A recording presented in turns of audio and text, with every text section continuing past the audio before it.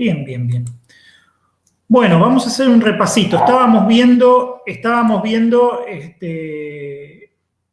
el modelo OSI, ¿sí? ¿Se acuerdan que en el contexto en el que estábamos decíamos que tenemos que resolver el problema de la comunicación de datos? Para resolver el problema de la comunicación de datos usamos la arquitectura de capas como solución, ¿sí? Para ir implementando o ir resolviendo los diferentes problemas en orden, desde lo más concreto hasta lo más abstracto.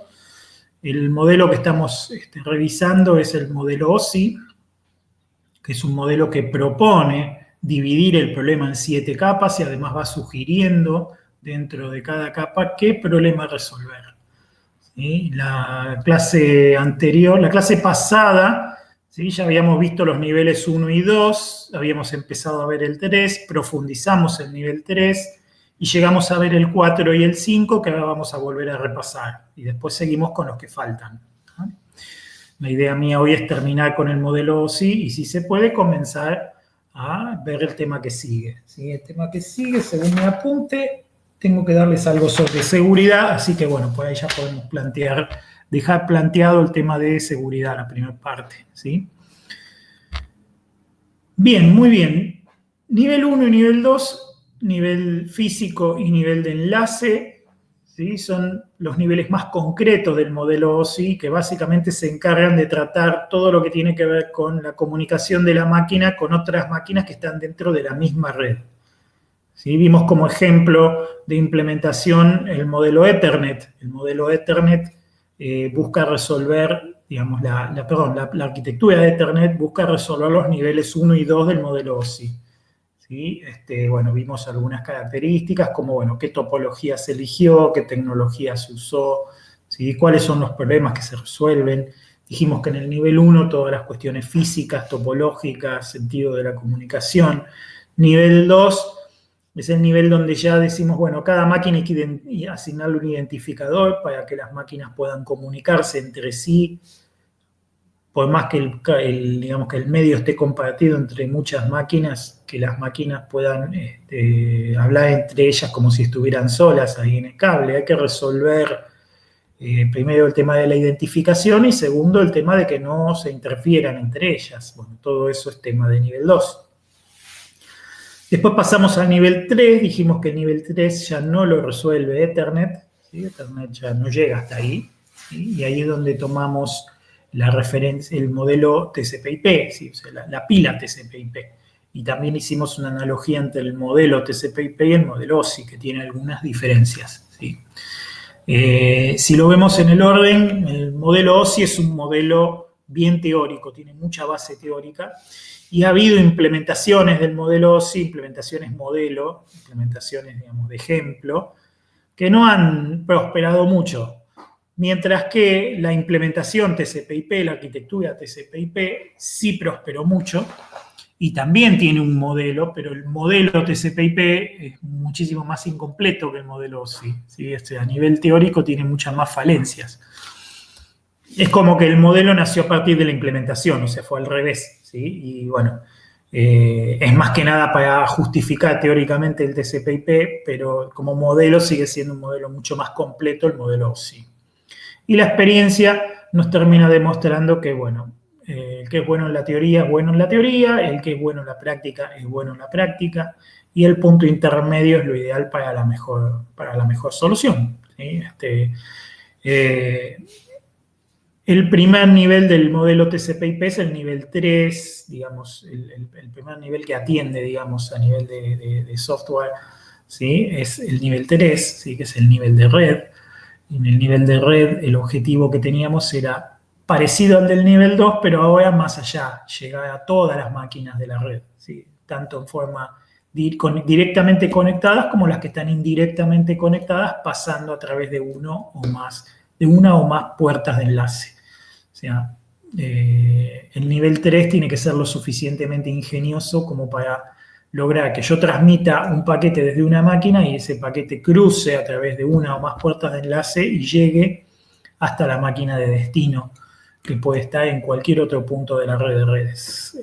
Bueno, estudiamos en profundidad cómo funciona el protocolo IP, Y vimos que es relativamente simple su principio de funcionamiento, que lo más rico y lo más difícil es configurar y mantener actualizadas las rutas, ¿no? Que es la información que cada gateway tiene que tener, cada puerta de enlace tiene que tener, para que la información pueda llegar a las diferentes redes. Y que eso en redes pequeñas o en redes locales lo puede hacer un administrador a mano, configurarlas, armar las tablas de ruta, que ustedes van a hacer esa experiencia seguramente en una red muy pequeña, ¿sí? De una, de 2 o 3 redes y no más, con Maggie.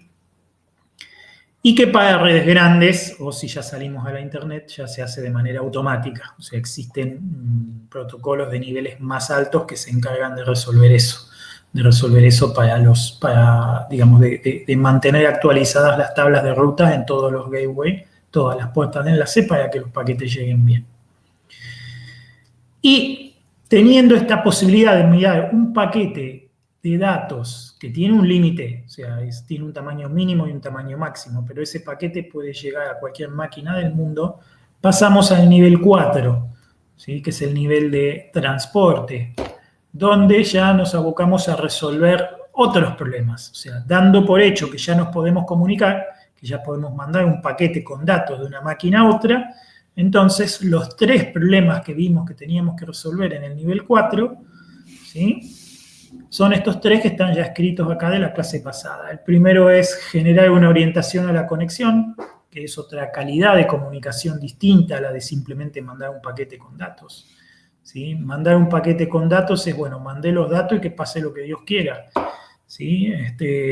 Generar una orientación a la conexión implica yo me conecto con la otra máquina me confirma que está conectada e iniciamos un intercambio de información. ¿Sí? Eso es una orientación a la conexión, que implica un estado, implica que tanto el origen como el destino están conscientes de que están conectados con alguien. Entonces yo envío información y esa información le llega al destino, el destino me envía información a mí, esa información me llega a mí. Entonces el primer objetivo es lograr eso, es lograr un protocolo donde yo no tenga que mandar un paquete con datos, sino que yo me pueda decir, bueno, me voy a conectar con fulano. Y una vez que me conecté con fulano, voy a empezar a transmitirle tal información. O sea, es un nivel más abstracto, obviamente. Simulamos o emulamos que tiráramos una conexión específicamente con esa máquina, ¿sí? Que la armamos, que la establecemos y que queda establecida hasta que alguno de las dos decide cortarla. Eso en una red de intercambio de paquetes como esta que estamos tratando ahora se emula, ¿sí? O sea, estos protocolos emulan eso a partir del intercambio de paquetes simples, ¿sí? Entonces, bueno, la resolución de ese problema, bueno, tiene toda una complejidad técnica que, bueno, nosotros no nos vamos a meter con ella ahora, pero lo importante es entender que en este nivel es donde se establece eso. Entonces, el segundo objetivo importante es garantizar la confiabilidad, o sea, que yo tenga alguna garantía de que el paquete que yo envié llegó, de que los paquetes o los datos que yo mandé llegaron en el mismo orden en que yo los envié. ¿Sí? Que si tuve que mandar algo 2 veces porque la primera vez no llegó, el destinatario se dé cuenta que es el mismo paquete 2 veces y no lo duplique en el destino. ¿Sí? Bueno, todas esas cosas se llaman confiabilidad. ¿Está bien? Y finalmente el control de flujo, que de alguna manera me va a avisar a mí o me va a controlar para evitar que yo transmita más rápido de lo que la red soporta. ¿Sí? Porque si tenemos muchas redes, pues hay una red que está más adelante es mucho más lenta que la red a la que yo me estoy conectando. Entonces yo puedo transmitir a la velocidad de la primera red, pero si la segunda red anda más despacio, entonces la información no va a llegar. Entonces es muy importante que alguien me vaya dando como feedback, me vaya diciendo a qué velocidad está llegando la información para que yo no transmita a más que esa velocidad.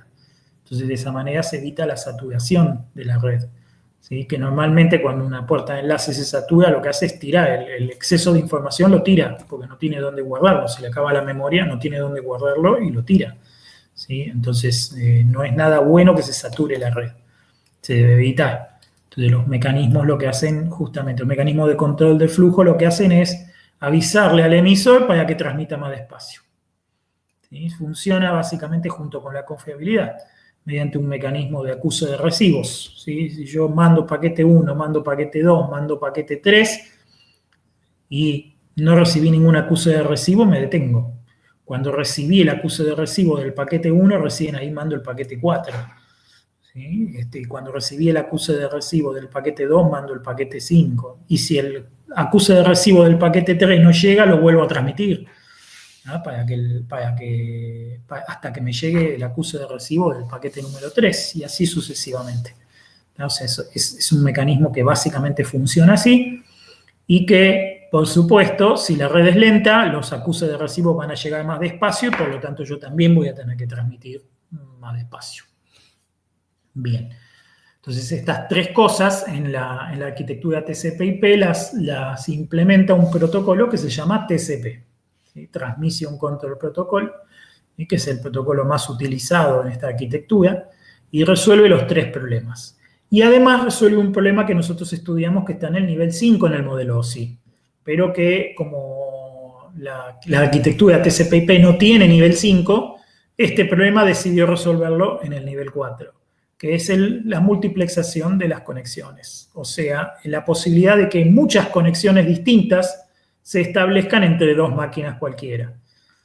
Para esto se incorpora el concepto de número de puerto, que es muy importante. Número de puerto junto con la IP, ¿sí? Tenemos un conjunto de IP y puerto en el origen y un conjunto de IP y puerto en el destino, y esas cuatro cosas identifican unívocamente una conexión. Una conexión TCP se identifica por esos cuatro datos, ¿sí? IP de origen, puerto de origen, IP de destino, puerto de destino. Todos los paquetes que son respuesta de esta conexión, o sea, todo lo que es ida, ¿sí? Lleva ese orden. Y todo lo que es vuelta tienen cruzado el origen con el destino. Pero más allá de eso, esos paquetes se identifican como parte de esa conexión. Esto nos permite que utilizando distintos puertos de origen, yo me pueda conectar con el mismo servicio en la máquina de destino 2 veces. Por ejemplo, tengo un navegador web y quiero bajar 2 imágenes del servidor, del mismo servidor. Entonces, el destino es el mismo. El puerto de destino es el mismo, porque la conexión es con ese servidor.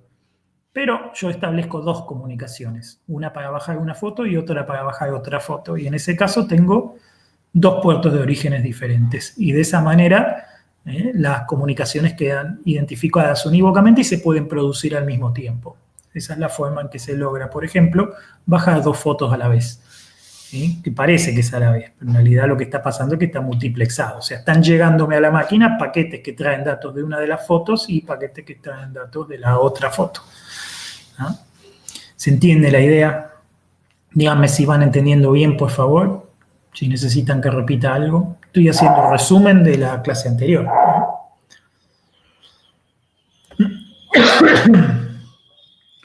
Bien, ¿se entiende? Bien. Bien, gracias, Brian. Cristian, Franco. Bien. Bueno. Muy bien. Entonces, con digamos, en este contexto, la arquitectura TCP/IP ofrece un segundo protocolo, ¿sí? Que se llama protocolo de datagrama de usuarios o User Datagram Protocol, ¿sí? Y este protocolo no implementa estas mejoras del nivel 4 que decíamos hoy, o sea, no tiene ni orientación a la conexión, ni control de flujo, ni confiabilidad, simplemente manda paquetes, ¿sí? Pero lo que sí hace, que es muy importante, es la multiplexación, o sea, tiene puertos. O sea que cuando hablamos de puertos, vamos a hablar de puertos UDP o de puertos TCP. O sea que yo tengo, por ejemplo, un servicio en una máquina y ese servicio está atendiendo en algún puerto con algún protocolo. Por ejemplo, no sé, los servidores web habitualmente atienden el puerto TCP/80, ¿sí? Y el HTTP seguro en el puerto TCP/443. ¿Ah? Y eso es una convención, es un acuerdo, no tiene por qué ser así, pero está acordado de esa manera. Entonces, como está acordado de esa manera, la mayoría hacen eso. El servidor de nombres de dominio atiende en el puerto UDP 53, por ejemplo. El servidor de nombres de dominio no trabaja por TCP, trabaja por UDP, ¿sí? Trabaja con el otro protocolo. Entonces es muy importante entender que para establecer una conexión con esta arquitectura tenemos que saber qué protocolo y en qué número de puertos está el destino. El puerto de origen normalmente lo elige el sistema operativo del cliente en el momento en que va a iniciar la conexión. O sea, cuando yo digo, bueno, me quiero conectar con un servidor web, el sistema operativo me dice, bueno, usa el puerto 4314 que está libre. Entonces me queda eso como puerto de origen. Si después pido otra conexión, pues ahí me da el que sigue, el 4315, ¿sí? Y así sucesivamente. A todos los clientes les va asignando los puertos en la medida en que estos estén libres, ¿sí? Porque se imaginan que no puede haber dos clientes saliendo por el mismo puerto. Porque si no, si salen por el mismo puerto, digamos, no hay forma posible de un paquete que vuelve saber a cuál de los dos servicios pertenece. ¿Ah? ¿Se entiende bien esto, no es cierto? ¿Bien hasta acá?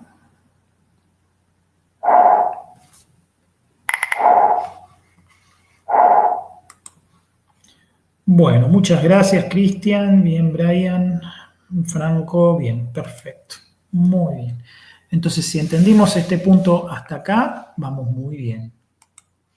Muy, pero muy bien. Dijimos entonces que el modelo OSI tiene una capa 5, que es la capa de sesión, ¿sí? La capa de sesión en el modelo OSI es la que se encarga de multiplexar las conexiones. Pero en la arquitectura TCP/IP, como eso no existe, como no hay nivel 5, digamos, la solución se pasó al nivel 4. Las otras dos cosas que se hacen en el nivel 5, en la capa 5, son el control de diálogo y el control de sesión. El control de diálogo es un mecanismo que, digamos, garantiza que no va a haber una pérdida de sincronía entre las máquinas que dialogan, ¿sí? Pensemos que ya estamos muy abstractos en la pila de comunicaciones, ya estamos en el nivel número 5. Y aquí ya no solamente decimos, bueno, vamos a transmitir datos, sino que pensamos en una comunicación donde existe un orden, donde existe, digamos, quién habla primero, qué transmite, qué contesta el otro, ¿sí? Entonces, la comunicación puede tener una estructura diferente, ¿sí? Una estructura típica es el diálogo, ¿sí? Donde el cliente hace una pregunta y el servidor contesta. O al revés, el servidor hace una pregunta y el cliente tiene que contestar a la pregunta del servidor. Entonces es como una especie de diálogo, donde uno emite una orden y el otro contesta a esa orden.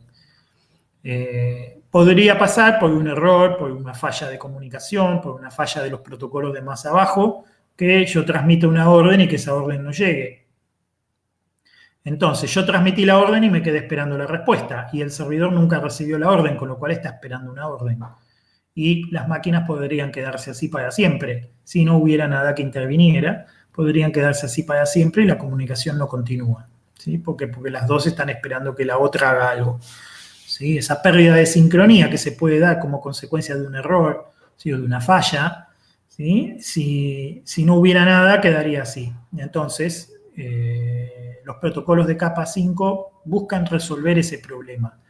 Y dicen, bueno, tenemos un mecanismo, habitualmente es por timeout, ¿sí? O sea, si pasa más de determinado tiempo y no contesta, y la máquina que tenía que contestar no contesta, se asume que hubo alguna falla y se reinicia el mecanismo, ¿sí? O sea, el cliente puede mandar la orden de vuelta, ¿sí? Para asegurarse de que el servidor conteste, ¿sí? Por ejemplo.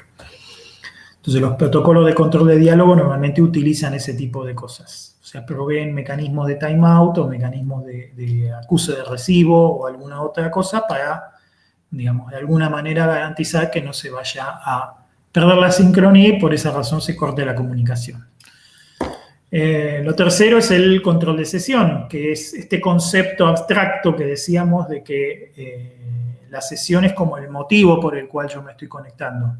La sesión es el objetivo por el cual yo inicié la conexión, ¿sí? Si ese objetivo no está cumplido y la conexión se corta, entonces algo internamente tiene que retomar la conexión, ¿no? Para poder continuar con lo que se estaba haciendo y que fue interrumpido. Bueno, ese concepto se llama control de sesión.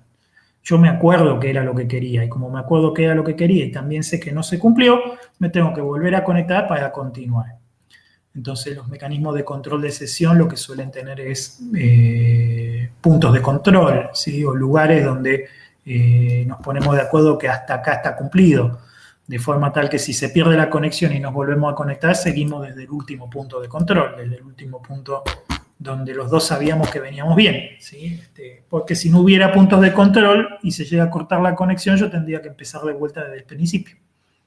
Entonces me estoy bajando un archivo de 1 giga, ya llevo 800 megas y se me corta la conexión, me vuelvo a conectar y no tengo punto de control, entonces tengo que empezar otra vez de cero, ¿no? Si tengo punto de control, si no, ya llevabas 800 megas, arranquemos desde ese punto, así completás tu descarga, ¿sí? Bueno. La arquitectura TCP/IP no tiene mecanismos ni de control de diálogo ni de control de sesión, ¿sí? Con lo cual el problema queda en manos de la aplicación. La aplicación puede utilizar algún otro protocolo externo de nivel 5 o directamente manejarlo ad hoc, o sea, manejarlo ella misma como le plazca, ¿sí? Eso es lo que termina pasando en la práctica con el nivel 5, ¿sí? Muy bien, pasamos al nivel 6. Ya casi terminamos. Quedan 2 capas nomás.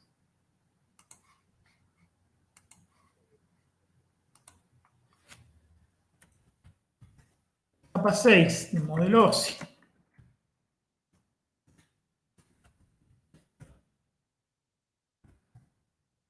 La capa 6 o nivel 6 refiere a, se llama capa de presentación.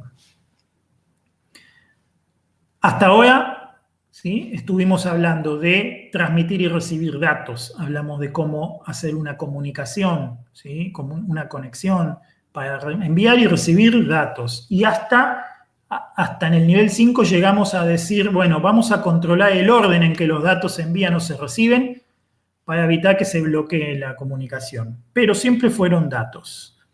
En el nivel 6 es en donde nos metemos en el formato de esos datos. O sea, hasta acá eran datos y punto. Ahora, acá, vamos a buscar la semántica de esos datos. O sea, vamos a empezar a hablar de información, ¿sí?, y no solamente de datos. Entonces, el nivel de presentación tiene que ver con ¿sí?, los protocolos de nivel 6 tienen como objetivo mantener la semántica de los datos, ¿sí?, o sea, la información. ¿Qué pasa? Por ahí las dos máquinas que se están comunicando utilizan distinta representación interna para un dato, ¿sí? Entonces yo, por ejemplo, me conecto con una máquina y le envío un número entero. El número que yo le mando es 35, ¿sí? Y la máquina que lo recibe, como tiene una representación interna distinta, en vez de un 35 lee un 2418. ¿Tá? Los bits llegaron bien, porque el orden de los bits que transmitimos llegaron perfectos, pero la máquina de destino los interpreta diferente, entonces ve otra cosa. Entonces es un problema muy común, ¿sí? Por ejemplo, un número en hexadecimal, 1A2F, por ejemplo. ¿Se acuerdan de los números en hexadecimal? Bueno, número de 16 bits, ¿sí? Un celular, procesador ARM, los celulares comunes, lo entiende como 1A2F.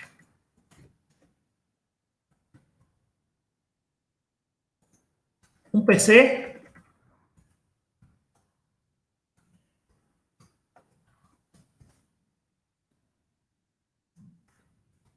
PC con procesador de Intel entiende como 2F1A, por la forma en que guarda internamente los datos en la memoria. ¿Ah? Entonces, si yo el número que quiero transmitir es 1A2F, ¿sí?, un procesador de Intel va a transmitir 2F1A. Si el que recibe es otro procesador de Intel que también entiende 2F1A como 1A2F, no pasa nada, el dato llega perfecto. Yo mando un 5 y el otro recibe un 5. Si un celular transmite, ¿sí?, 1A2F, va a transmitir 1A2F. Y si lo que lo recibe es otro celular que también entiende 1A2F, entonces también no va a haber ningún problema. El número 5 sigue siendo el número 5. El problema cuando viene, cuando un celular le transmite a una Intel, ¿sí? Cuando un celular le transmite a un Intel, el celular va a transmitir 1A2F, ¿sí?, y Intel va a entender 2F1A. Y entonces ese número ya es otra cosa, ¿sí? El nivel de presentación busca evitar este tipo de problemas.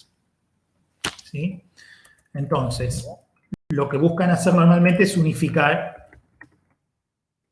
Hay dos soluciones para esto, ¿sí? Que es definir sintaxis a la comunicación. Es una solución.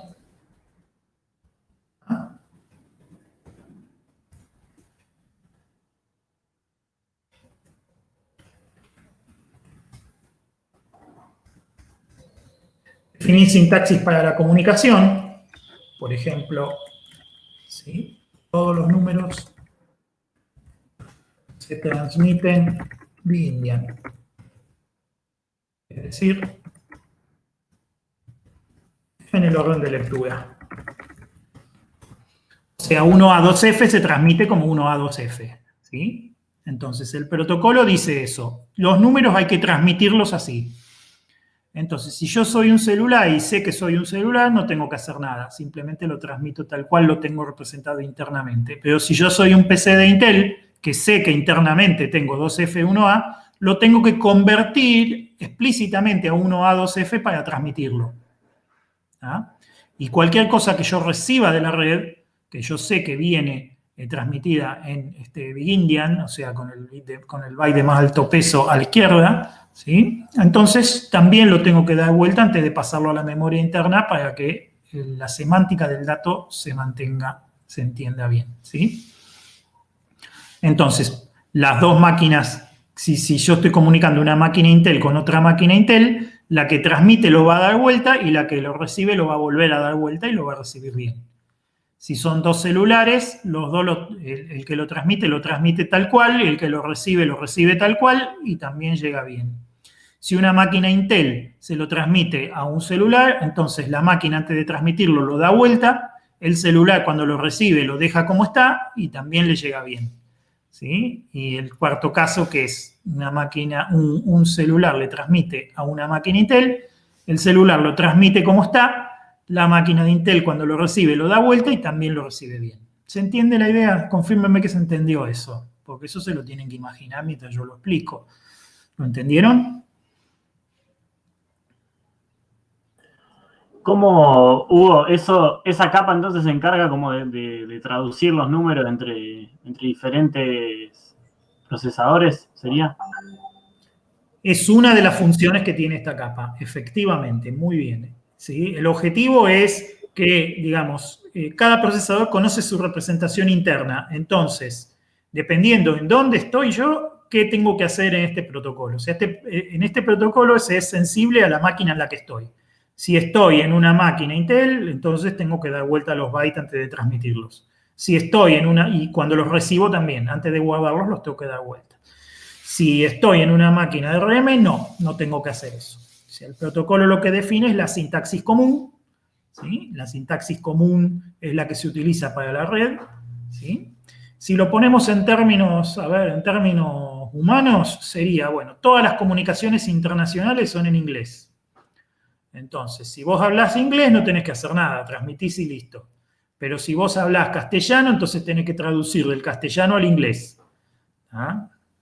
Si el que recibe también habla castellano, no importa, cuando lo reciba lo va a traducir del inglés al castellano de vuelta.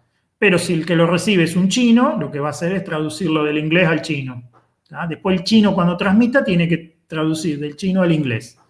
Se transmite en inglés y cuando llega acá yo lo traduzco del inglés al castellano. Es más o menos esa la idea, ¿sí? O sea, el concepto es ese. Ponemos un acuerdo común para un lenguaje común o una sintaxis común para transmitir. Entonces, todos transmitimos y recibimos en ese lenguaje. ¿No? ¿Bien? ¿Se entendió? Sí, sí, y ese lenguaje se llama Big-endian. No, es un ejemplo eso. Ah. Es un ejemplo. En este ejemplo, donde lo que estábamos resolviendo justamente es el tema del orden de los enteros, que es un problemón, ¿sí? Puse como ejemplo eso. El acuerdo es que se transmite Big-endian. Entonces, si el acuerdo es que se transmite Big-endian, entonces los que son Little-endian tienen que darlos vuelta. Y los que ya son Big-endian nativamente no tienen que hacer nada. ¿Ah? Es un ejemplo. Big-endian es un ejemplo, ¿sí? Sí, la idea es esa, justamente. ¿Sí se entendió? Sí, sí. Sí. ¿Esa traducción la hace el propio equipo o la hace en algún momento la conexión? Es muy buena tu pregunta, ¿sí? Es muy buena tu pregunta. El protocolo en realidad nunca dice en dónde se hace, ¿sí? Pero naturalmente, el que sabe qué es el transmisor. Y el que sabe qué es el receptor. Todos los que están en el medio, digamos, trabajan con niveles más bajos, ¿sí? En este tipo de redes, como la que estamos viendo ahora, de intercambio de paquetes, ¿sí? Las puertas de enlace no manejan nada más arriba del nivel 3, ¿sí?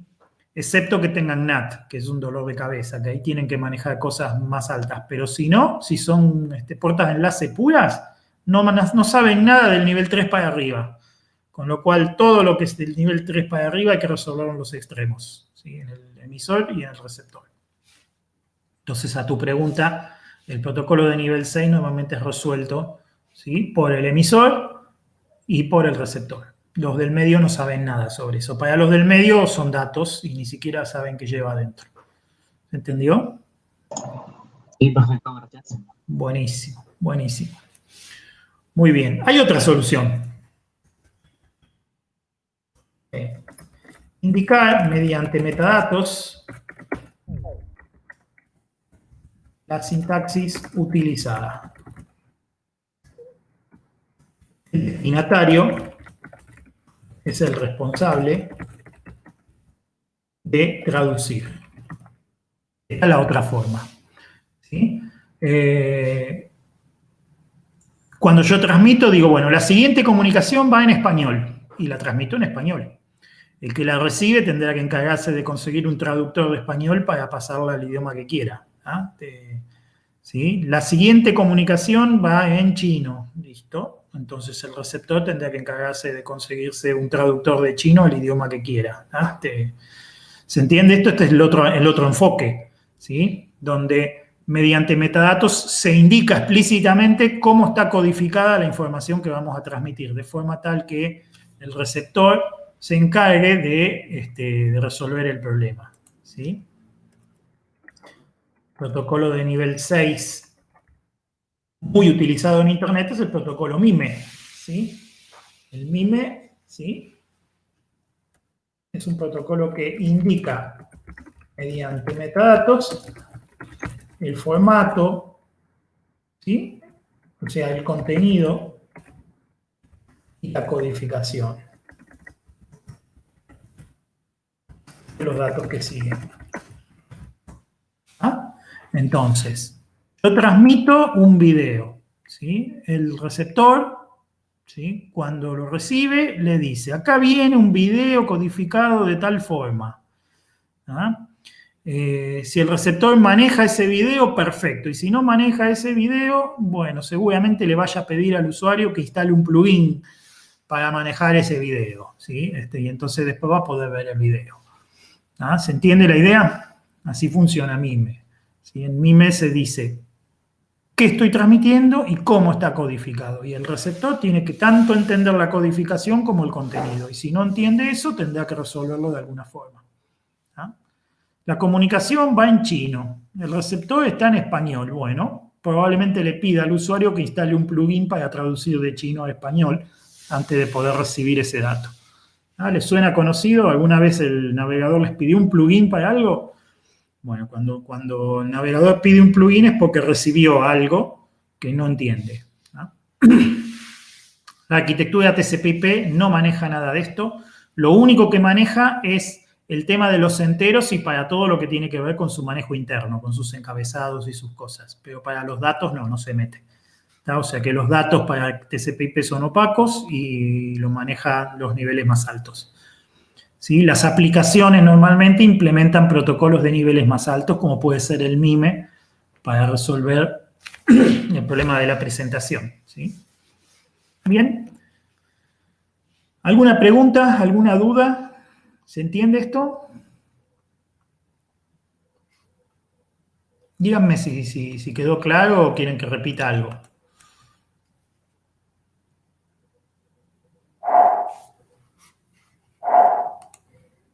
Bien, muy bien. Acá me dicen que sí, sí, quedó claro. Bueno, me alegro muchísimo que haya quedado claro. Bien, llegamos entonces al nivel 7 del modelo OSI.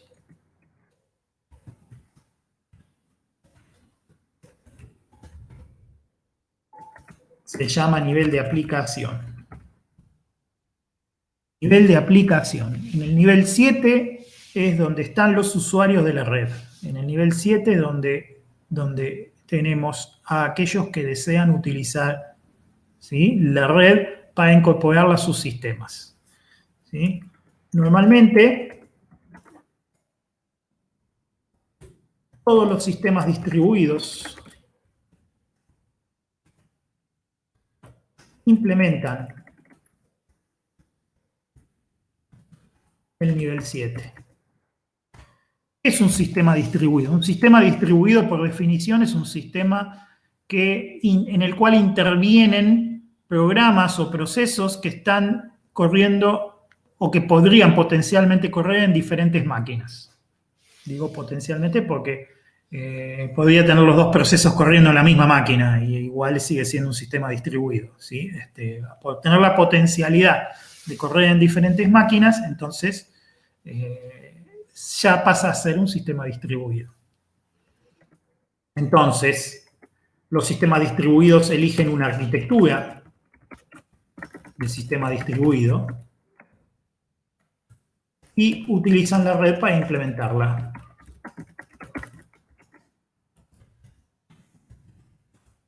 O sea, utilizan todas las capas inferiores, de las 6 para abajo, para implementar esa arquitectura. La arquitectura más común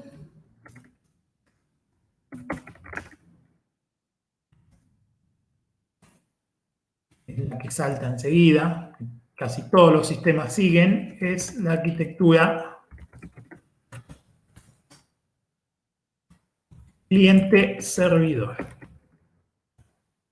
¿sí?, donde existen dos roles. Pueden haber muchísimos intervinientes, ¿sí?, pero cada interviniente tiene uno de los dos roles. Y en algunos casos son mixtos, o sea, tienen los dos roles a la vez, ¿sí? ¿Sí? El rol servidor, ¿sí?, pasivo, espera a que un cliente se conecte.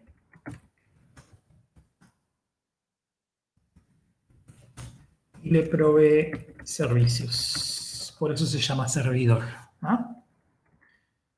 Respecto de la comunicación, el servidor es pasivo. El servidor se queda escuchando y espera a que el cliente se conecte, ¿sí? El rol cliente, activo. Inicia una conexión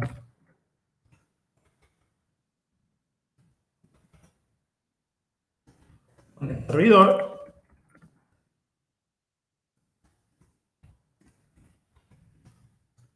para solicitar un servicio.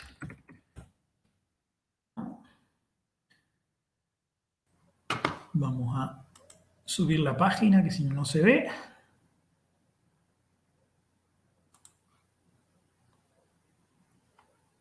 Ahí está.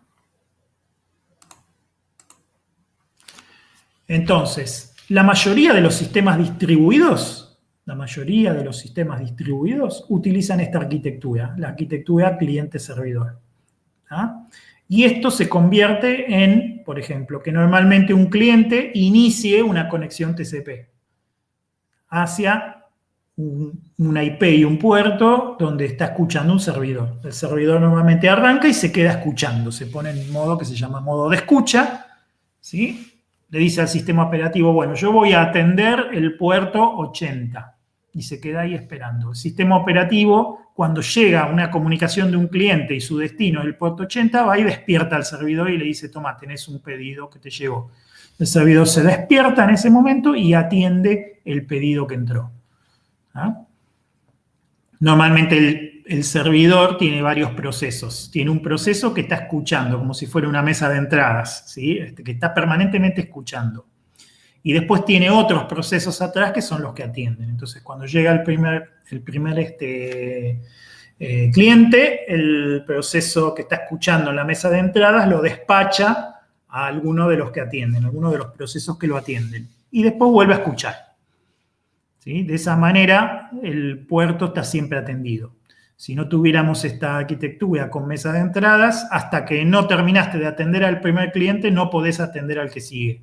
Si el que sigue se quiere conectar, el sistema operativo le va a decir, no, mira, está ocupado, no te puede atender, y se queda bloqueado.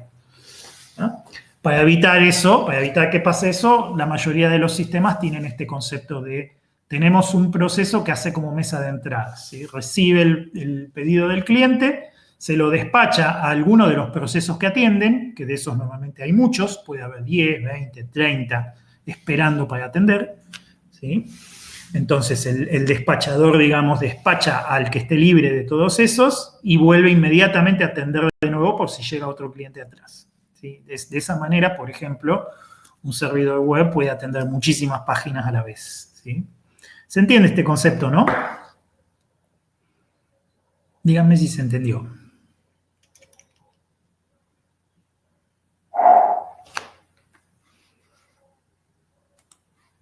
Bien, muy bien, perfecto. Bueno, esta es una arquitectura típica. Vamos a estudiar algunos sistemas que funcionan cliente-servidor. ¿Sí? Vamos a nombrar 2 o 3 importantes que yo necesito que ustedes comprendan para después incluso poder hacer la práctica. ¿Sí? Un sistema distribuido muy importante, muy importante para el funcionamiento de la Internet es el que se llama servicio de nombres de dominio. ¿Sí? En inglés,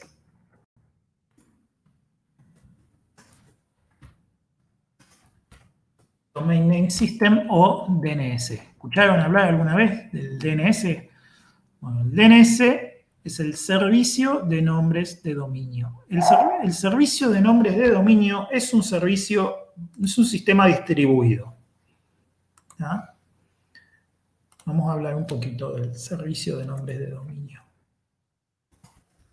Es una especie de guía, una guía telefónica, ¿sí? Donde se relacionan dominios con máquinas. Específicamente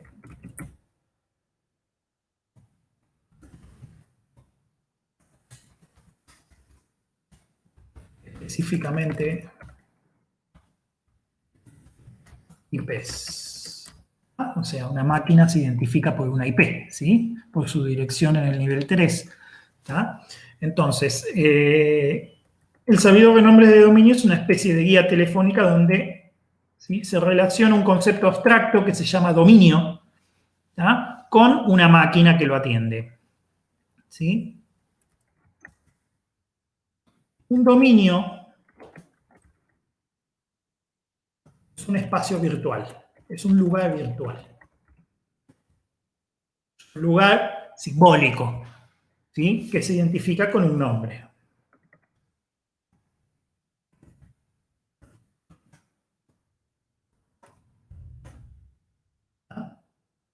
Al dominio le ponemos un nombre. Ese nombre, digamos, es el que hace referencia al dominio. Los dominios son jerárquicos. Una cosa importante. Hay dominios más grandes que contienen dominios más pequeños. Entonces existe una jerarquía de dominios. Jerarquía de dominios. Entonces, por ejemplo,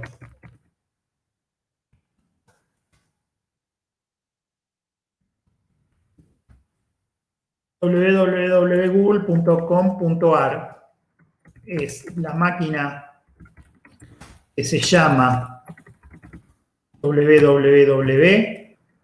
Dentro del dominio Google está dentro del dominio com está dentro del dominio AR, está dentro del dominio raíz. Así como debe leerse. Si ustedes leen, por ejemplo, www.google.com.ar, ¿sí? Están refiriéndose a una máquina que se llama www, que está dentro del dominio Google, que a su vez está dentro del dominio com, que a su vez está dentro del dominio AR. ¿Sí? O sea, los puntitos que están entre los nombres son los que dicen hijo de quién es cada dominio. ¿Ah? Por eso se dice que son jerárquicos. ¿Ah? Entonces, el servicio de nombres de dominio es un sistema muy interesante y muy potente, porque ustedes que estudian logística ya se habrán dado cuenta a esta altura, se habrán dado cuenta que esto podría ser un problema muy grande logístico, ¿sí? El raíz, acá pregunta Gabriel por el raíz. El raíz en realidad no se representa porque el raíz es todos los dominios del mundo, ¿sí?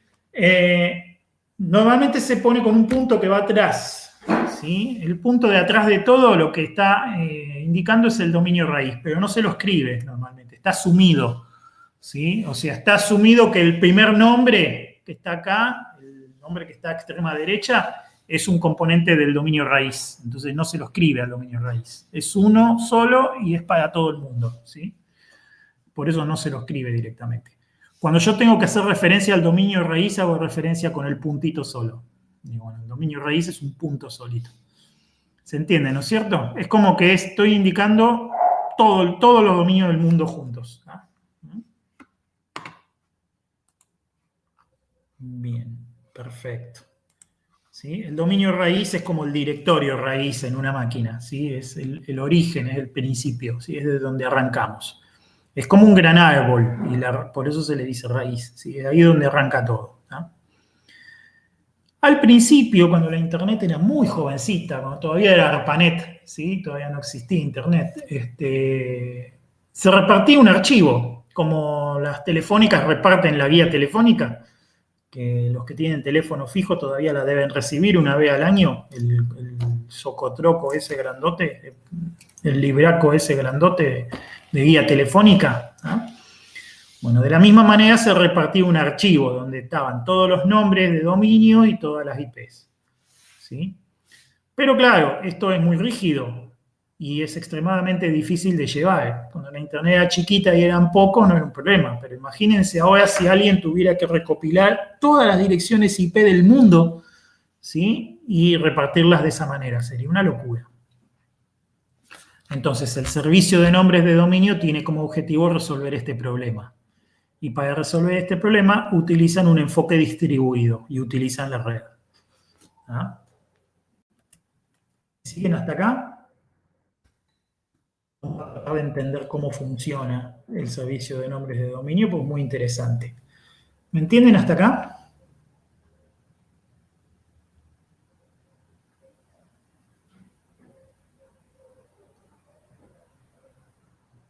Chicos, feedback, ¿me entienden? ¿Sí? Sí, bien, bien, gracias Franco, Cristian, Gabriel, perfecto. Muy bien, podemos seguir entonces. Tengo que preguntar, porque si no en algún momento me quedo hablándole a la pared, ¿sí? Y no me doy cuenta, ¿no? Bueno, perfecto. Entonces, el servicio de nombres de dominio está organizado, ¿sí?, en arquitectura cliente-servidor. Un cliente es alguien que quiere averiguar la IP de una máquina determinada. Ejemplo, www.google.com. O sea, yo cliente quiero saber cuál es la IP de www.google.com. ¿Sí? O sea, necesito que alguien me diga cuál es la IP. ¿sí? Entonces, cliente de DNS, todas las máquinas tienen. Todas las máquinas tienen la funcionalidad de cliente de DNS. O sea, todas tienen la posibilidad de preguntar a un servidor de nombres de dominio por una máquina determinada y averiguar, bueno, por el nombre de una máquina y que el servidor le conteste la IP. ¿Sí?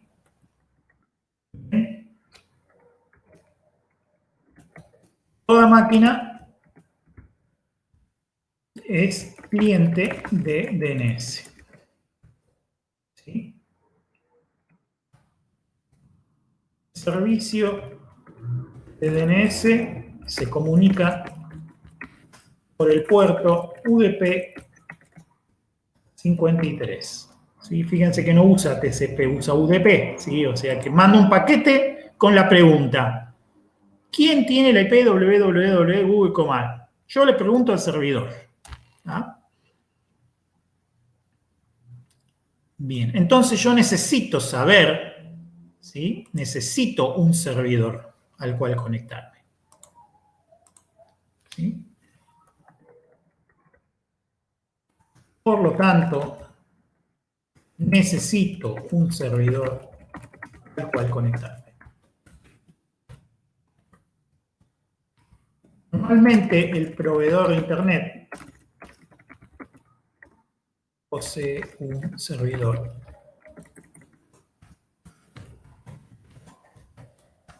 Puede usar un servidor público.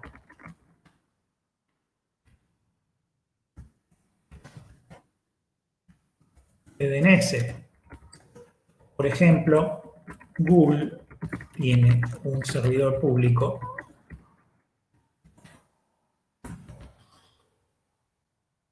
Google tiene un servidor público en la IP 8888, ¿sí? Y un backup en 8844. Esto lo provee la empresa Google, pero lo abrió al público. O sea, cualquiera puede utilizar sus DNS sus servidores de DNS para resolver nombres, ¿sí? Esto es muy importante. Un proveedor de Internet normalmente te va a proveer el servicio de DNS, pero no va a dejar que cualquiera le pregunte, ¿sí? Solamente a sus clientes les va a atender, o sea, solamente a sus clientes les va a responder. ¿Se entiende?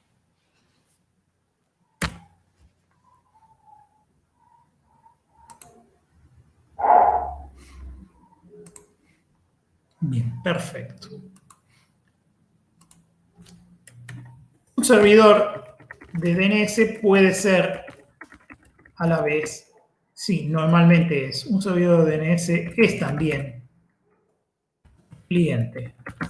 ¿Sí? O sea, todos los servidores de DNS son también clientes de DNS. ¿Por qué? Porque nadie tiene toda la información junta. Nadie tiene toda la información junta. ¿Sí? Entonces, un servidor no puede contestar si no puede preguntarle a otro servidor también. ¿Sí? Como el sistema distribuido, es también cliente. Los servidores pueden manejar uno o más dominios ellos mismos. ¿Sí? Y esto es muy importante. El servidor de DNS de mi proveedor de Internet se puede encargar de preguntar por los clientes al servicio de nombres de dominio por una IP, ¿sí?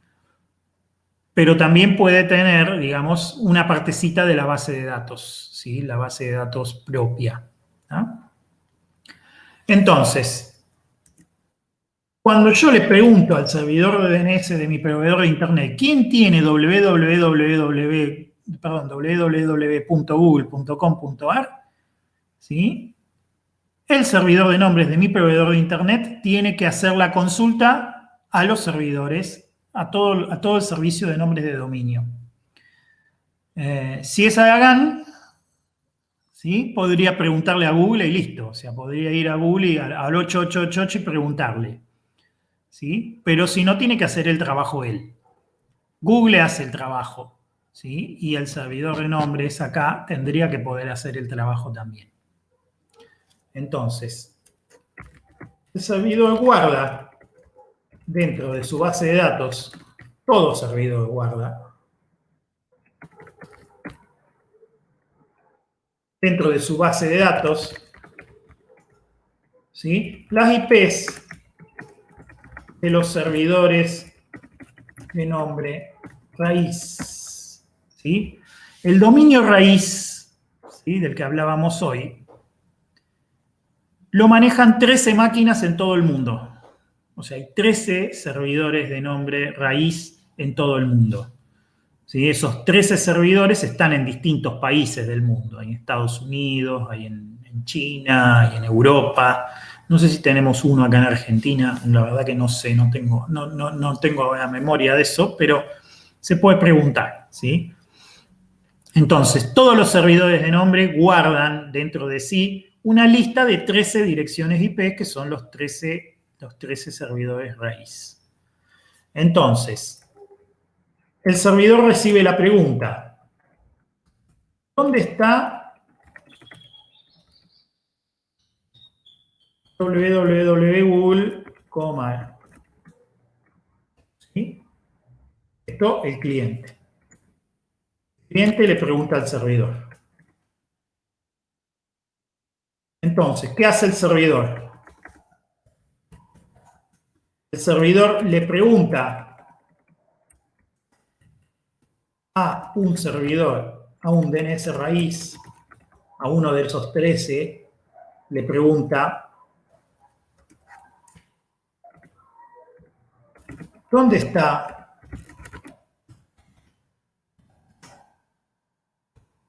el dominio AR? ¿Sí? El servidor raíz contesta. ¿Sí? El servidor raíz dice: AR está la IP, vamos a poner un ejemplo, 1, 2, 3, 4.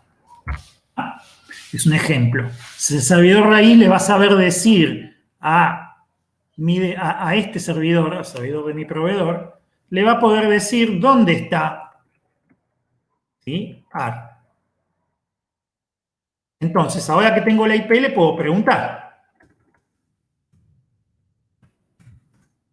El servidor le pregunta a AR: ¿dónde está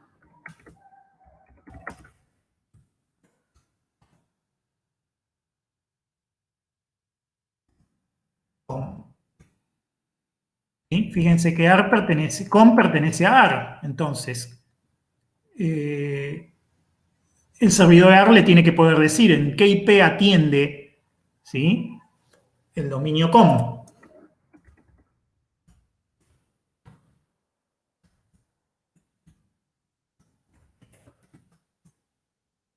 Contesta: COM está en la IP. Estos son ejemplos, las IP que estoy poniendo acá son ejemplos, 5, 6, 7, 8. Servidor le pregunta a COM: ¿dónde está? Le va a preguntar, a ver qué me dice, así no es aburrido esto. ¿Qué le voy a preguntar a COM?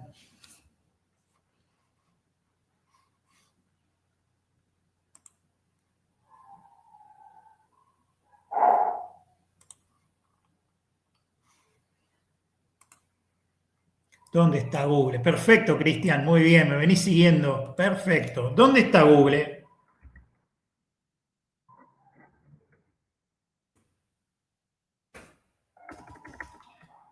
Servidor COM contesta: Google está en 9, 10, 11, 12, por ejemplo. Servidor le pregunta a Google: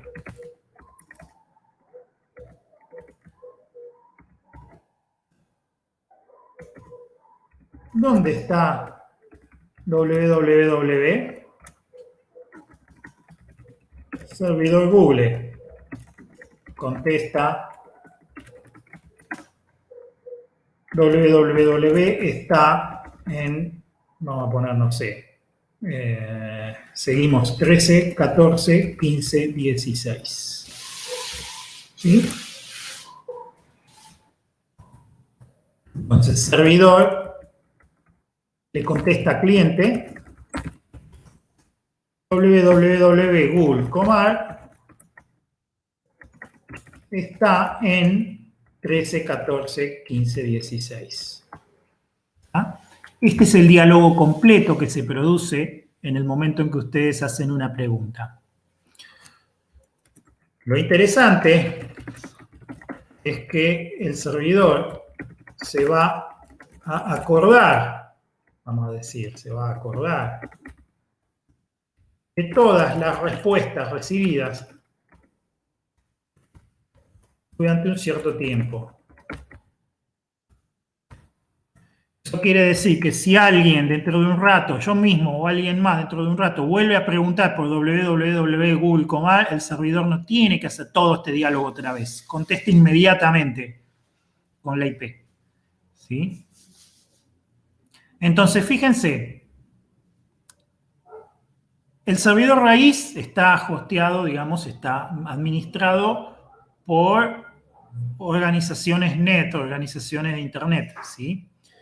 El dominio AR pertenece a nuestro país, ¿sí? Es un dominio por país. Los dominios pueden estar ordenados por país o por digamos, rubro, ¿sí? Los dominios que están ordenados por rubro directamente son internacionales. Por ejemplo, Google.com es un dominio internacional, ¿sí? Google.com, ¿sí? Pertenece al dominio de Argentina, ¿ah? Entonces, ese dominio, ¿quién lo maneja? ¿Quién maneja ese servidor de nombre que está en la IP 1234 en este ejemplo? Bueno, seguramente lo maneja alguna organización del gobierno argentino, ¿sí? Normalmente puede ser Cancillería, bueno, ahora es el NIC Argentina, ¿sí? El que hace eso, que creo que pertenece al Ministerio del Interior, o no sé, porque eso cambia todo el tiempo. Hasta hace poco era el Ministerio del Interior, no sé, habría que ir a mirar a ver quién lo administra ahora, ¿sí? ¿Está bien? Entonces, ellos tienen el diccionario, vamos a decir, ¿sí? Que, por ejemplo, sabe dónde encontrar a com. Ese pedacito de la base de datos lo tienen ellos, ¿sí? Entonces, después vamos al dominio com y el dominio com tiene todas las empresas. Com viene de comercial, ¿sí? Todos los comerciales de Argentina. Una base de datos grande que tiene todos los comerciales. Entonces, uno de esos comerciales es Google, ¿sí? Entonces, cuando yo le pregunto a com quién tiene a Google, bueno, com me puede contestar, ¿sí? Y después, Google, ¿quién lo maneja? A Google lo maneja Google, ¿sí? Entonces, ya la IP, digamos, de Google, ¿sí? Es una IP que está dentro de la red de Google y el servidor de nombres de Google ya está dentro de la red de ellos. Y ese es el que tiene la base de datos que dice dónde están todas sus máquinas. Por ejemplo, dónde está www. Por eso yo le tengo que terminar preguntando a él, ¿sí? ¿Dónde está? Entonces, esto es público. Esto lo puede hacer cualquiera. O sea, cualquiera de ustedes se puede instalar en su casa un servidor de nombres, ¿sí? Y puede hacer este protocolo para obtener el nombre de una máquina. O incluso lo pueden hacer a mano. Maggie, ahí que llegaste, que te vi que llegaste, es un ejercicio interesante para hacer ese, ¿sí? Hola, Hugo. Hola, chicos. ¿Cómo estás, Maggie? ¿Bien? Bien, bien. ¿Qué andamos?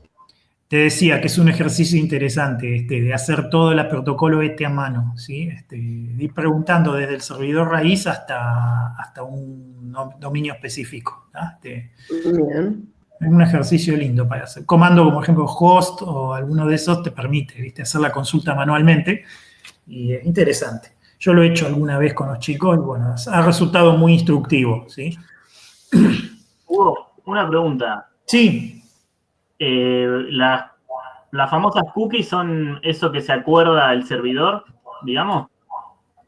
No, las cookies pertenecen a otro protocolo. Las cookies pertenecen al protocolo HTTP y vamos a hablar de eso en un ratito.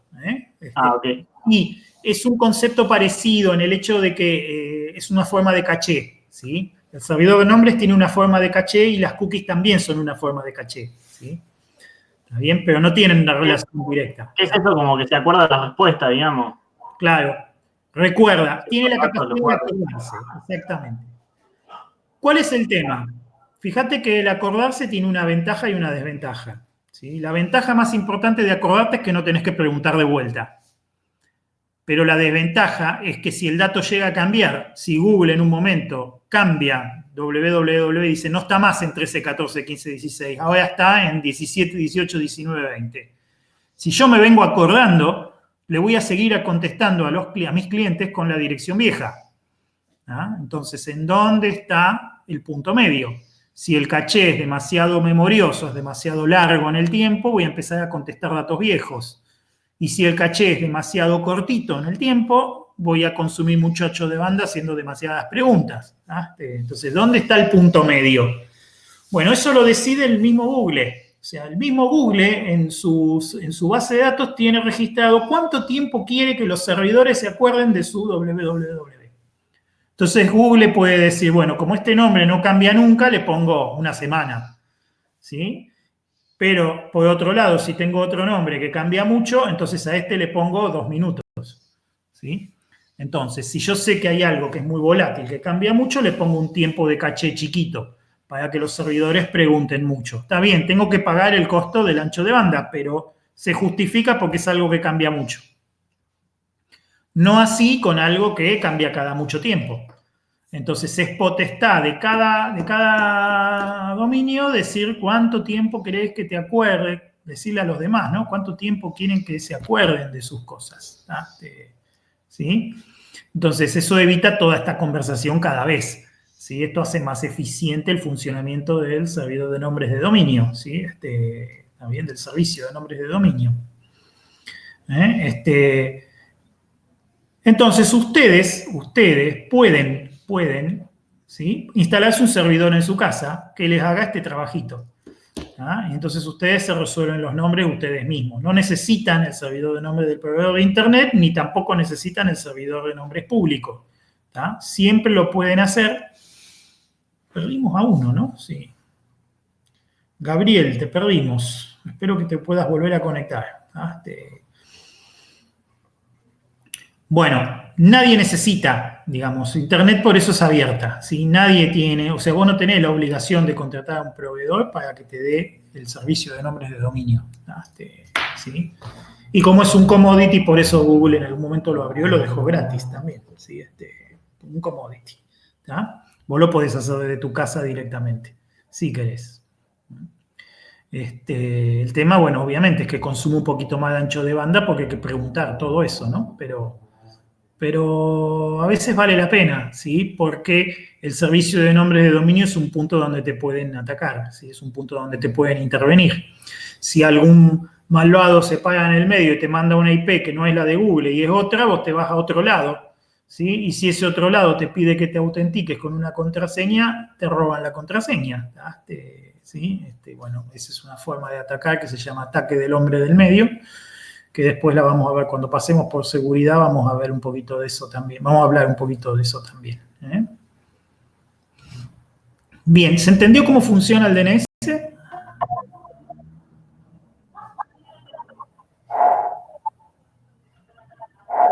Ahí volviste a entrar, Gabriel, porque te tengo desconectado y acá entraste otra vez. Bien. Muy bien. Sí, ya veo, volviste. Bien. Muy bien, si se entendió bien entonces cómo funciona, entendimos algo muy importante. ¿Sí? Acá en Argentina, ¿sí? El dominio AR, ¿sí? Tiene, digamos, NIC Argentina tiene forma de que vos puedas registrar un nombre tuyo, ¿sí? Y armarte tu propio dominio. Entonces yo puedo armar el dominio, no sé, vamos a poner un ejemplo. No sé, Ahora, pónganle que ahora que estoy dando clases virtuales, a mí me interesa que la gente me pueda encontrar en internet. Entonces me quiero registrar un dominio. Entonces voy a Nick Argentina va a decir, bueno, tu rubro corresponde al com, ¿sí? Entonces me va a decir, bueno, vos vas a tener que registrarte en el com. Entonces yo, por ejemplo, digo, bueno, me quiero registrar clasesvirtuales.com.ar. ¿Sí? Obviamente, si no está ocupado, si nadie más lo tiene, qué sé yo, Nick Argentina me dice, bueno, perfecto, lo registramos a tu nombre. Entonces dicen, a ver, Hugo Curti acá es dueño del dominio clasesvirtuales.com.ar, ¿sí? Entonces queda ese registro hecho. ¿Ah? Entonces yo soy el dueño del dominio. El dominio hasta hace unos años era gratis y hasta teníamos la práctica de registrarnos un dominio, ahora no la podemos hacer más porque es poquito costo, pero es un costo. No sé cuánto vale ahora. ¿Sí? 200 pesos, 300 pesos, no sé, por año, o capaz que más, no sé cuánto vale ahora. Un poco más, me parece. ¿Sí? ¿Sabés cuánto? Sí. Y ahora no me acuerdo exacto, pero justo renové, yo tengo el de Necoeduca y sí creo que fue 1000 y algo, creo que salía. Claro, sí. Está un poco más caro. Me quedé. Incluso el de Ara y el de Nick, bueno, pues yo tengo registrado los dos, el .com, digamos, y el .com.ar. El de Nick, ahora hay que hacerlo por AFIP, con clave fiscal y demás. Sí, es un despelote. Sí, eso sabía que es un lío bárbaro, bueno, porque es otro mecanismo de control que ha metido el gobierno, ¿no? Sí. Pero bueno, en realidad, el punto es que hay que pagarlos ahora, ¿sí? Ahora 1000 y pico de pesos. Yo me quedé con el primer valor que tuvo, no sé si eran 200 pesos, no sé, una cosa así. Igual tampoco es tanto respecto a lo, digamos, al servicio que te da en realidad, no es algo muy significativo. En realidad se hizo lo de cobrarlo un poquito, que en realidad tendría que ser un precio medio simbólico para evitar lo que se llama la ciberocupación, ¿sí? O sea, había mucha gente que se dedicaba a registrar nombres de dominios, ¿sí? Por las dudas y después venderlos, ¿sí? Entonces había quien se dedicaba a registrar nombres de dominio. Y bueno, ciberocupaciones porque, no sé, yo voy y registro, no sé, Coca-Cola Comar. Póngale que les gané a los de Coca-Cola y los registré antes. Cuando van los de Coca-Cola a registrarlo y está ocupado, y después me vienen a ver a mí para que les transfiera el dominio y yo digo, bueno, está bien, ¿cuánto pagan? Bueno, son cosas que pasan, digamos, gente que se hace negocios así medio salvajes. Y bueno, para detener todas esas cosas es que se implementó lo de cobrar por el dominio. La cuestión es que si yo consigo registrar un dominio, pago la cuenta y todo, el dominio queda a mi nombre, ¿sí? O sea, tengo derecho de usarlo. Ahora vamos a repasar qué son, ¿sí? Net viene de network, ¿sí? Net se utiliza para los servicios internos de Internet o para las compañías de comunicaciones, ¿sí? Ahora hacemos un resumen de todos los dominios más importantes, ¿sí? Bueno, una vez que yo tengo mi dominio, entonces yo lo que tengo que hacer es instalar un servidor de nombres. Antes era opcional, ahora es obligatorio. Tengo que tener un servidor de nombres, ¿sí? O lo tengo yo o contrato a alguien que lo haga por mí, ¿sí? Porque tengo que armar un servidor de nombres y ahí tengo que poner el diccionario donde dice las máquinas que están en mi dominio, por ejemplo, www.clasesvirtuales, en qué IP atiende. Entonces yo tengo que ir y cargarlo en ese servidor de nombres para que ese servidor de nombres le pueda contestar a cualquiera en el mundo que le pregunte, ¿sí? ¿Dónde está www.clasesvirtuales? ¿Sí? Entonces yo tengo que armar mi servidor de nombres y una vez que lo tengo armado y funcionando, voy a Nick Argentina y le digo, bueno, delega la atención de este dominio a este servidor de nombres. Y ahí hago la conexión, conecto, digamos, ¿sí? Toda la jerarquía mundial con mi servidor de nombres, ¿sí? De esa forma, Nick Argentina, cuando le pregunten al COM, va a saber dónde está clases virtuales para responder. ¿Se entendió la idea? ¿Quedó clara?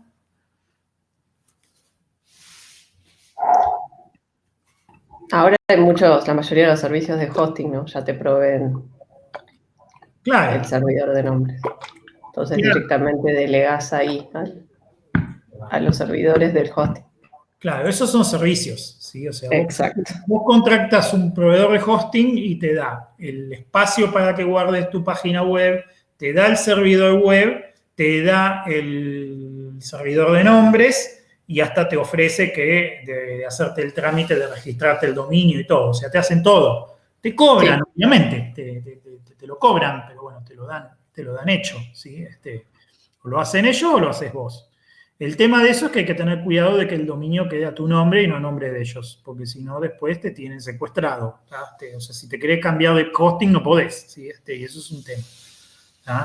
Mientras el nombre quede mientras el dominio quede a tu nombre, no hay problema, porque vos vas, contratás otro hosting y cambiás todo de lugar, ¿sí? O si no, lo haces vos en tu casa, ¿sí? Bueno, y lo mantenés vos. Bueno, tenés todas esas opciones, por suerte. El único problema que tenés es que necesitas IP fija. No todos los proveedores de internet te proveen IP fija, ¿sí? Para poder tener un servidor de nombres necesitas IP fija, ¿no? Bien, muy bien. Entonces se entendió cómo funciona. Ahora, este es un servicio interno de Internet, ¿sí? Y es el que, digamos, de alguna manera te cambia, te resuelve. Dado un nombre de un dominio que es algo virtual, ¿sí? Que es algo que tiene que ver conmigo, ¿sí? O con la persona, o con la empresa, o con lo que sea, a la dirección IP de la máquina que atiende ese servicio. Por eso uno normalmente no se mueve con IPs, se mueve con nombres, ¿sí? Entonces yo no digo la IP 212.14.13.21, no, yo digo la máquina www.google.com, ¿sí? Bien, a la pregunta de Cristian y generalizando, vamos a ver cuáles son los dominios más importantes, ¿sí?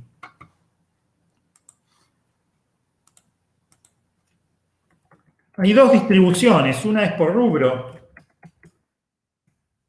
¿sí? Y los rubros más importantes son el com, el edu, ¿sí? El org,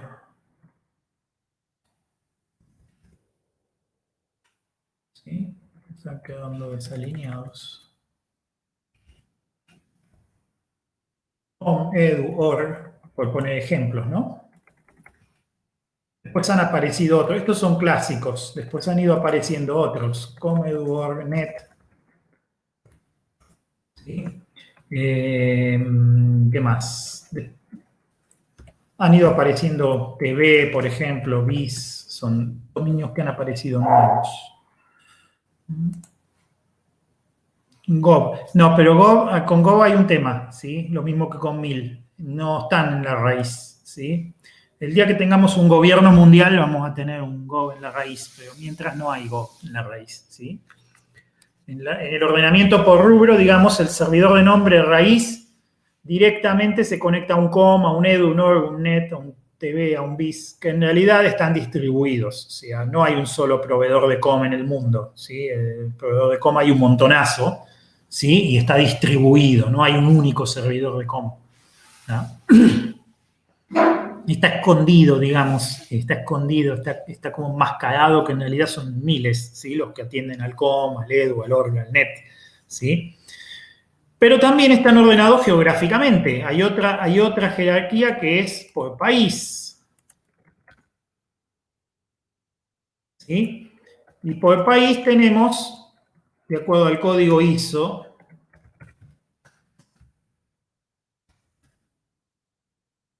de 2 letras, el código de país de 2 letras, el ISO, código ISO, ¿sí? El país, hay un dominio por país. Ahí donde entra, ¿sí? Ahí donde entra el comar, ahí donde entra el AR, ¿sí? En general, ¿sí? El AR es el nuestro, el BR es el de Brasil, CL es de Chile, UY es de Uruguay. Estados Unidos tiene el suyo, es US, ¿sí? S es España, ¿sí? Y así, cada país tiene su dominio de país. Y ahí adentro suelen replicar la jerarquía de rubros, o sea que también van a encontrar ahí adentro un com, van a encontrar ahí adentro un edu, ¿sí? Van a encontrar ahí adentro un org, ¿sí? Y acá sí van a encontrar el gov, que decían, o gov. Puede ser con B larga o con B corta, porque en algunos lugares es government en inglés, que es con B corta, y en otros es gobierno, como en el nuestro, que es con B larga, ¿sí? Acá en Argentina están los dos. Está el gov con B larga y el gov con B corta.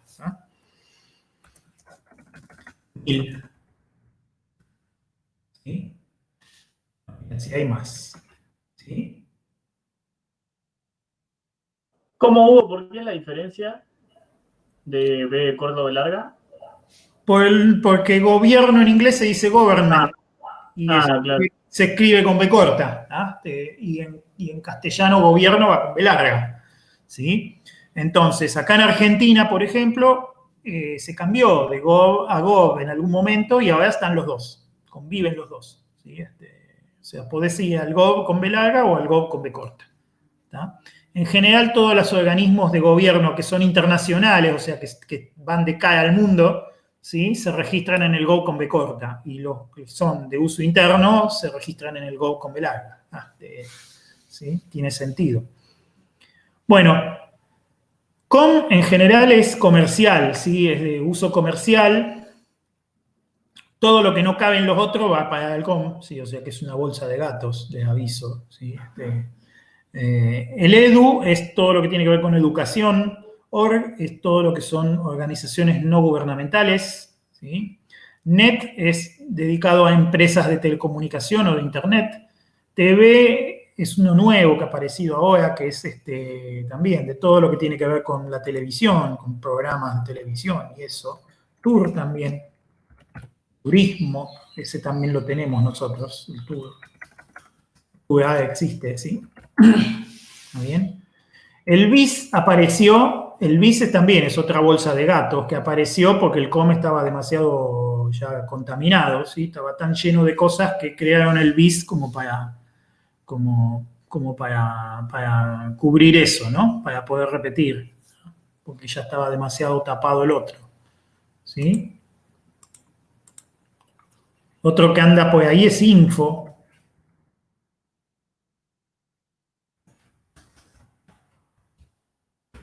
¿Sí? Info es otro dominio nuevo que hay por ahí dando vueltas de información, ¿sí? Y bueno, y creo que hace poco había un proyecto para liberarlo, ¿sí? Para que uno pudiera poner el nombre que quisiera ahí, lo cual tiene una complejidad técnica importante que hay que resolver, ¿sí? Porque, bueno, los servidores de nombre de raíz no pueden tolerar, no están preparados para tolerar cualquier nombre que se te ocurra, ¿sí? Pero bueno, resolviendo esa complejidad técnica, probablemente en breve tengamos dominios de cualquier cosa en el raíz, ¿sí? Bien, ¿se entendió la idea? ¿Se entendió cómo funciona?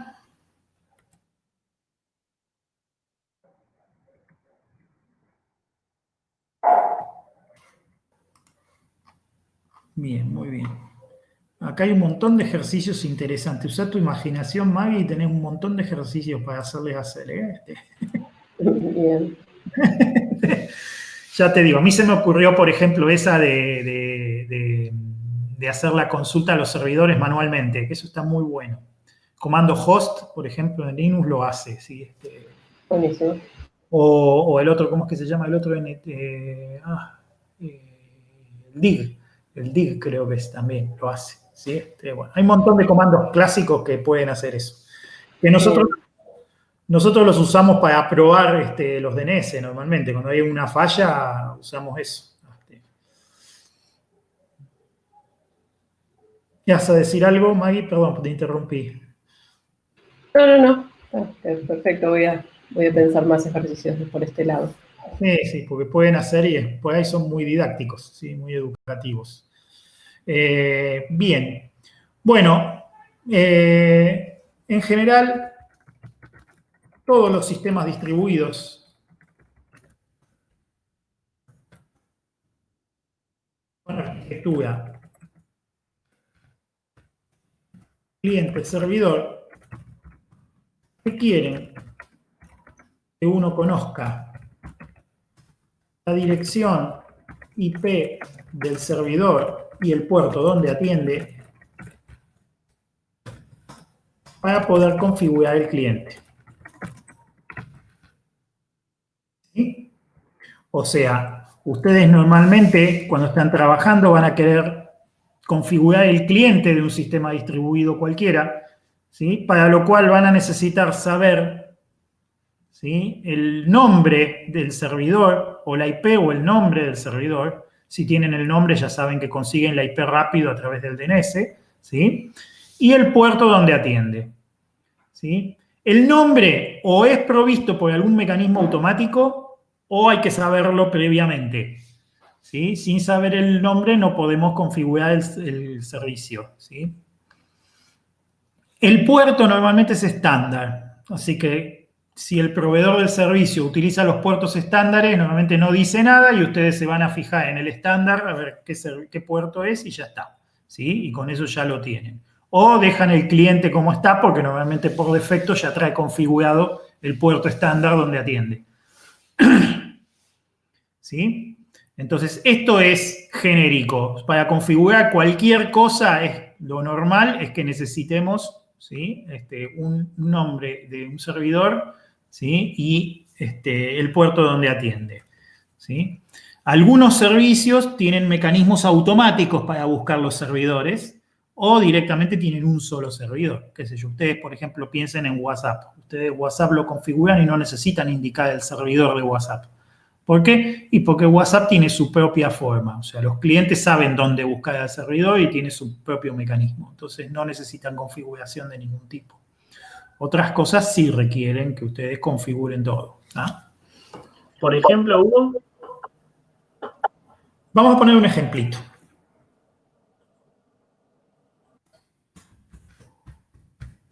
La web, ¿sí?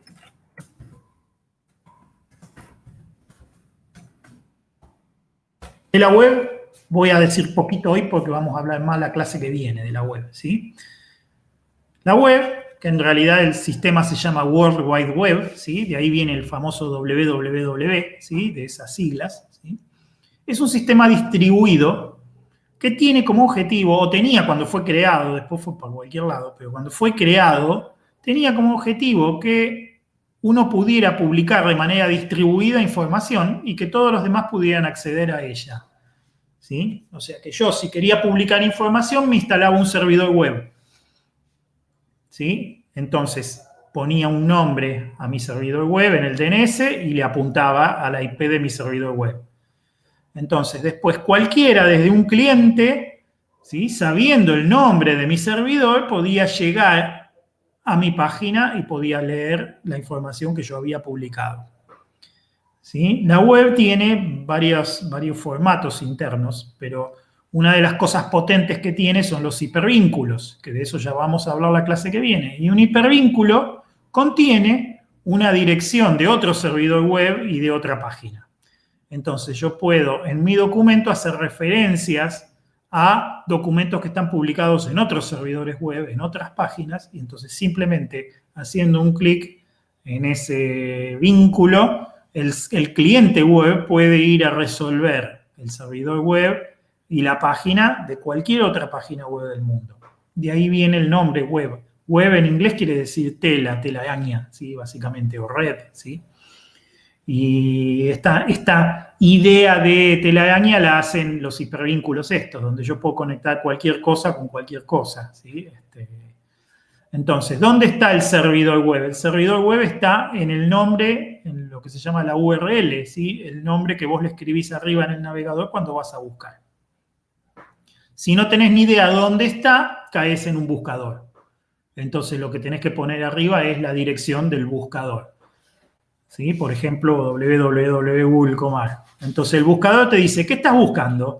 Vos le escribís y con un algoritmo el tipo busca de las cosas que tiene guardadas en su memoria, que es mucho, ¿sí?, que es mucho,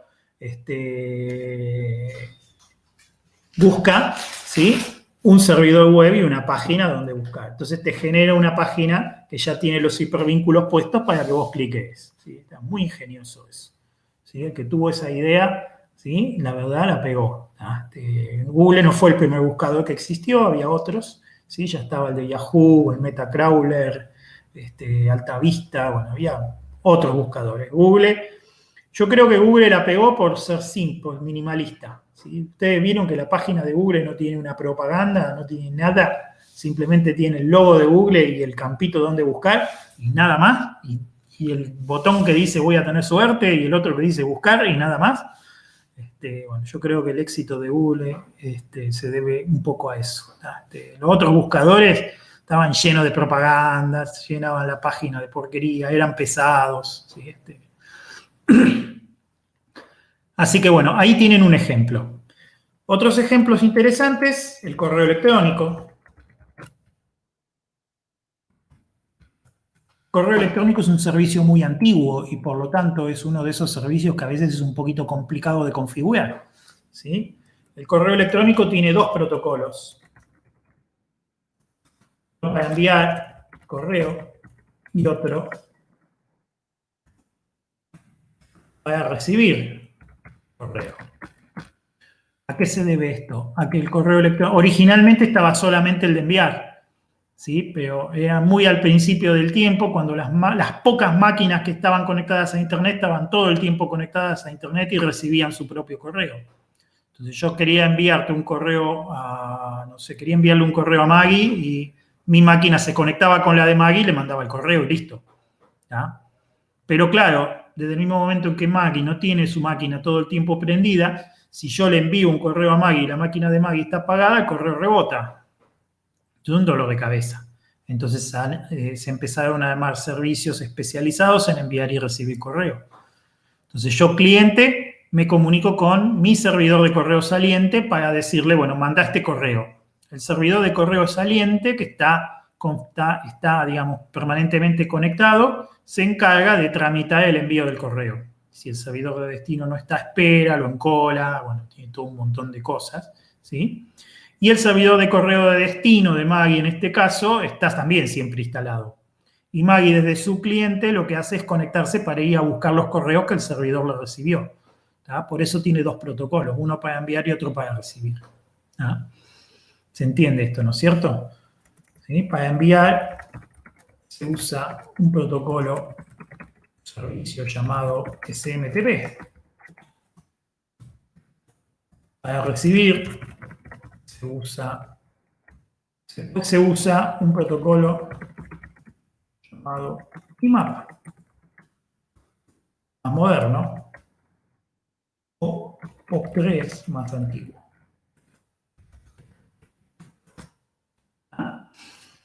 Este es otro ejemplo. Creo que en la práctica ustedes configuraban un cliente de correo, ¿no es cierto, Maggie? Sí.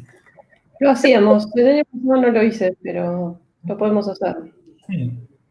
Sobre todo, sí, se veía la diferencia entre el IMAP y el POP3. Claro. Hacíamos esas dos pruebas. Sí. El POP3 es más simple, más antiguo y está más pensado para máquinas que se conectaban, qué sé yo, por teléfono, que te conectabas un minuto, te bajabas todo el correo, cortabas y lo leías tranquilo en tu casa. ¿Sí? El IMAP está más pensado para máquinas que pueden conectarse en forma permanente con el servidor y entonces los correos quedan en el servidor y uno interactúa con el servidor directamente. ¿No? Bien. Bueno, estos son ejemplos, ¿sí? Después hay otros protocolos, qué sé yo, el FTP, el Secure, el HTTP lo vamos a ver la clase que viene, que nos vamos a detener en la web específicamente. ¿No? ¿Sí? Entonces, ahí vamos a hablar un poquito más en profundidad del sistema web en particular. ¿No? Pero bueno, en general, esto es lo que tienen que acordarse porque es lo importante. Todo servicio, ¿sí?, tiene una arquitectura. La arquitectura más común es la arquitectura cliente-servidor. Casi todos los servicios tienen esa arquitectura. Por lo tanto, cuando ustedes piensan en un servicio, tienen que pensar dónde está el servidor y cómo llego hasta él. ¿Sí? Muchos servicios requieren que ustedes le indiquen explícitamente dónde está el servidor al que se quieren conectar. Otros, que son más modernos, tienen mecanismos de autoconfiguración y no requieren que ustedes le digan explícitamente. Pero que tienen que saber dónde está el servidor, tienen que saber. ¿Sí? Bien, creo que estamos en horario y bueno, y ya muchísimos temas hablamos hoy, así que díganme por favor si tienen dudas y nos vamos a ir cortando ya la clase.